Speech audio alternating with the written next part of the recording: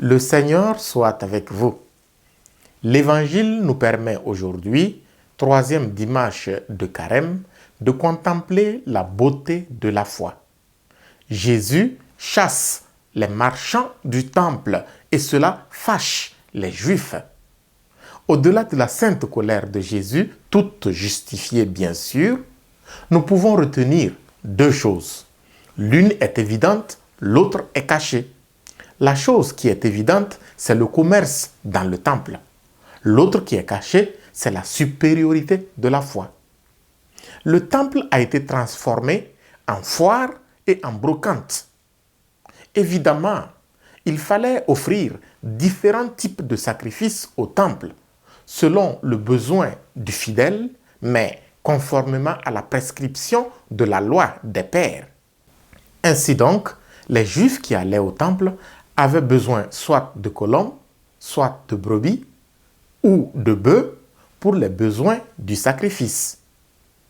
Comme chacun ne pouvait se permettre d'apporter son animal parce qu'il fallait également que l'animal soit pur et sans tache, les commerçants se sont saisis de l'aubaine. Ils disponibilisent pour les visiteurs du temple tout le nécessaire. Les changeurs aussi se sont mis dans la danse.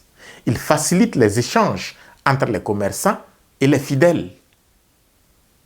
Si l'œuvre des commerçants est louable parce qu'elle facilite la tâche aux Juifs qui visitent le temple, elle est dangereuse pour la foi. Non seulement les commerçants eux-mêmes n'y sont plus à cause de la foi, mais les âmes faibles également, voyant le gain qu'il peut y avoir en faisant du commerce dans le temple, se jetteront eux aussi dans la danse. Ainsi, la propension au gain, qui devrait être secondaire, l'emporte sur la foi. Le temple est donc transformé. Son objectif premier, qui est celui du rapprochement à Dieu, s'est changé en occasion d'enrichissement. Le fouet de Jésus avait donc sa raison d'être. Et nous, sommes-nous mieux que ces Juifs fouettés par Jésus? Nos églises et nos sanctuaires ne sont-ils pas envahis par des boutiques et des commerces dont les tenants ne croient même pas en Dieu? Pire, on trouve à l'intérieur même de nos basiliques et cathédrales des objets de piété de tout genre, des hosties, du vin de messe, etc.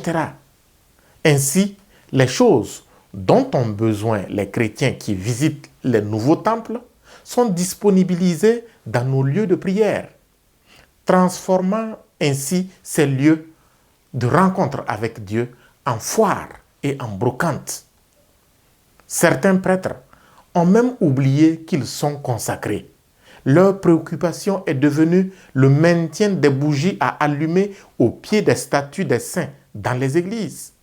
Les gadgets disponibles au coin des églises avec des troncs d'offrandes luisants.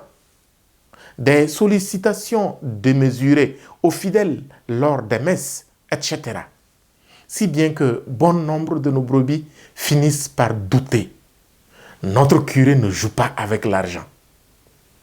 Ainsi donc, fidèles chrétiens comme pasteurs ont créé leur Dieu avec petit d, dont ils sont devenus les esclaves et au pied desquels ils ont perdu la foi au vrai Dieu avec grand D. Et oui, je pense que le fouet de Jésus est encore nécessaire aujourd'hui.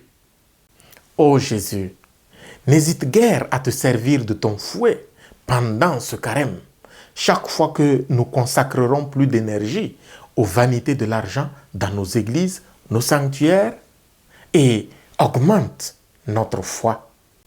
Ainsi soit-il.